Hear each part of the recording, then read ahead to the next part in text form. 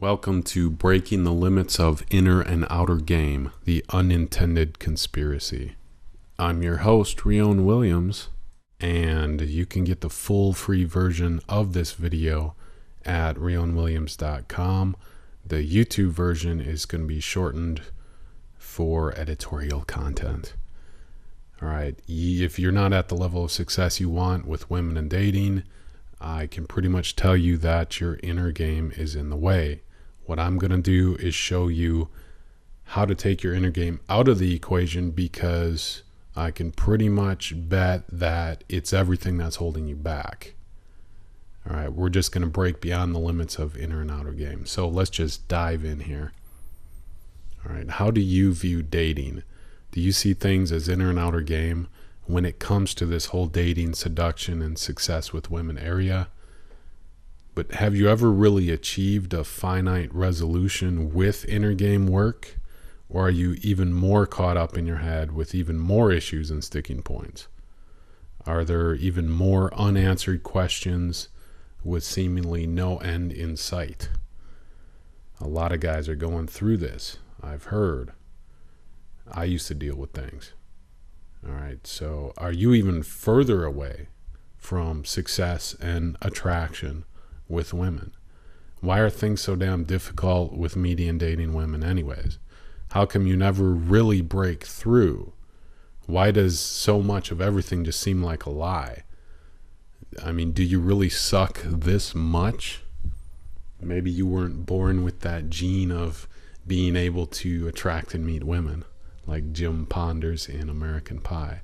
I mean, maybe you thought, why not just quit? Because at least you have your fantasy world and other interests, but you can't quit because you realize how important having women in your life is. It's not number one, but without this area handled, it's like even your own male ego cannot rest in peace. You don't want to settle for less. You deserve the best. So why are things so damn difficult? Do you see things as inner and outer game when it comes to dating? All right, to get started here, I'm going to just quickly look at the dating seduction industry's general definition of inner game. All right, inner game as a man's individual confidence, beliefs, psychology, outlook, willpower to keep approaching his view of reality, overcoming approach anxiety, overcoming pain, dealing with issues, responsibility, etc. And let's look at the industry definition of outer game. Outer game as your social skills, social value, approaching women, overcoming approach anxiety, hopefully in the field, appearance, fashion, verbal communication ability, everything outside of your inner game. Openers, working sets, being in field, connecting, actually getting out there and meeting women. This is often seen as the action part from their view. All right, so what's the general industry advice? You suck. That's, if you look at it, that's what's going on. Look between the words. You suck. All right, you are the problem. You suck. You are the problem to be fixed, to align to the outer reality that's so visible and clear in front of you. All right, so are you experiencing more failure and rejection? Well, since women secretly have this power here, then dude, just keep working on your inner game and confidence. Do more of these internal mind tricks to somehow believe she really wants you, when obviously it seems like a lie and they continue to not want you. Or, since you're the problem, don't even be yourself, become someone you're not, so you can manipulate women into liking you. All right, and then maybe you can trick them into the seduction since they're not showing you any signs of interest anyways. Or even turn into a dancing, entertaining monkey just to get attention from women, because you're the problem. All right. What they're also saying is, it's not women, it's you. The focus is on you. It's on the inner game. It's not on female behavior. All right, so keep fixing your inner game because you're the problem. You got to get through your issues, get rid of your sticking points until you can finally connect with women in reality, quote unquote. All right, so you may have to approach 5,000 women if you have to, because you suck, and at least you're taking action. And it's kind of like a game where you have to keep striking out like baseball, and once in a while you hit a home run and you'll score. All right, keep working on your inner and outer game, and if you can't trigger attraction, then find ways to secretly coerce, dupe, manipulate, and trick women into it with advanced memorized mind tricks. All right, the inner outer game cycle. So on the left, we have you. This is you. Your inner. It represents you in this paradigm. And the outer is everything outside of you. Women, the goal, what you want to achieve, it's outside of you in this cycle. So by being stuck in this inner outer rat race, you keep working on your inner game because your outer game keeps failing.